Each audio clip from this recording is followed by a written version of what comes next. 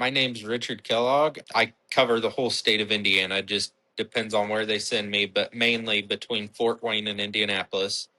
I've been with Truckup for almost 2 years now.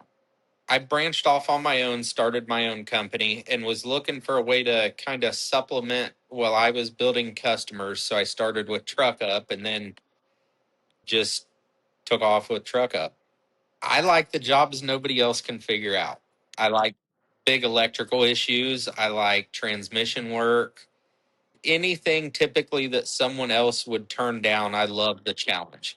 I don't ever turn off my phone. I stay available 24/7. But typically, some mornings it starts at 2 o'clock, some mornings it starts at 7 o'clock. But I've created a pretty close bond with my two biggest customers. A lot of times they'll reach out to David or I and tell me kind of how to set up the day and what they've got going on. And like today, I spent time in Fort Wayne, Indiana, working on a Garda fleet.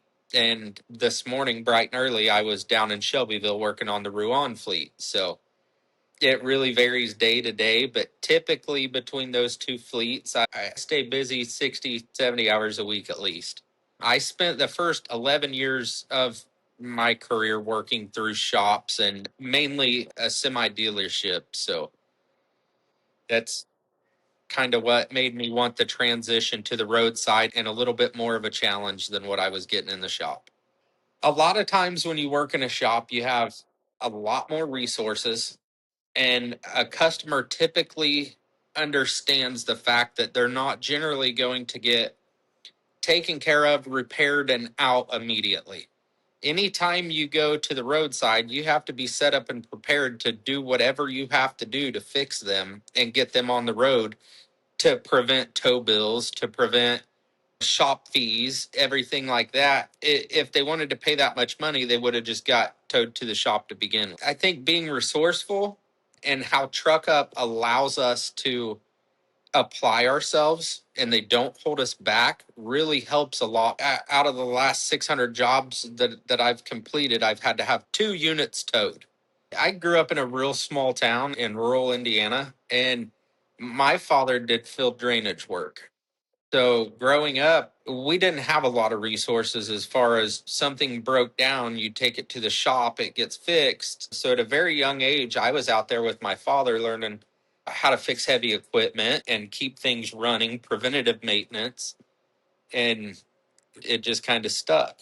The very first job I did with Truck Up was it was on I-70, close to downtown Indianapolis. I got a call from a customer that was hauling the live load. I'm not sure what kind of livestock he was hauling, but he was hauling a live load, so he couldn't afford much downtime. And I got sent down there. It was about midnight, and I didn't know exactly how everything worked, but I called David. David explained to me whatever I needed to do to get him going. I had the green light, do it, get him going. Luckily, it was just a coolant line that ran back to his APU had blown, and he lost all of his coolant. So I was able to find that, replace it, got the guy going, and he actually made posts on social media about us for weeks. I still talk to him to this day when he's in town. I've got a few. The one that comes to mind as the absolute worst job that I've ever done. There was a semi famous mariachi band out of Georgia that they were driving an old Provost, like a tour bus. It was an early 80s. It had a very old, obsolete engine in it. And we got the call, went down there. It was roughly an hour and 40 minutes from where I live. Sourcing parts and everything, we collectively had about 2 weeks worth of time in this job, but everybody else refused to work on it for him. Everybody else had basically told him it was time to scrap the bus and move on, but through a lot of phone calls and a lot of time was able to source all the parts and rebuild his front. The front case had the seal had blown, he busted a bunch of gears, ruined his fuel pump, but we were able to finally source all the parts and get him together after about 2 weeks. And he's also a customer that anytime he has something break down, he's calling and asking for advice and different stuff. So most of the customers that we've gained and that I've worked with maintain constant communication. And when they're in town, we're their first call. We had one customer that called in saying that he needed a belt and to please pick up the part on the way. He was in a hurry. And when we arrived, his belt had wrapped around his fan clutch, took his fan out, busted his radiator. And the customer was pretty argumentative that he just wanted his fan belt replaced and everything else was fine, even though he had lost all of his coolant and everything right on the ground. Another customer that he was just a one time gig, he was an owner operator.